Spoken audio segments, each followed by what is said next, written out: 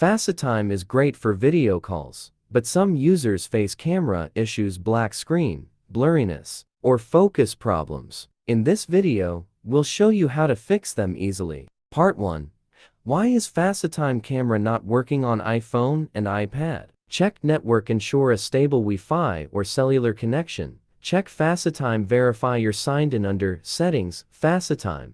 Update iOS, install the latest update and restart your device. Part 2 to 5 fixes for iPhone FaceTime camera not working. Fix 1. Restart your iPhone. Fix 2. Check your cellular or Wi-Fi signal. Fix 3. Check the FaceTime camera. Fix 4. Check content and privacy restrictions. Fix 5. Reinstall FaceTime. Fix 6. Update iOS. Fix 7. Reset all settings. Part 3. Ultimate solution to fix FaceTime not working on iPhone. If FaceTime camera still not working after trying the above fixes, you can turn to iOS System Recovery, a professional iOS repair tool. It is designed to fix various iPhone problems, including FaceTime camera not working, etc. Step 1.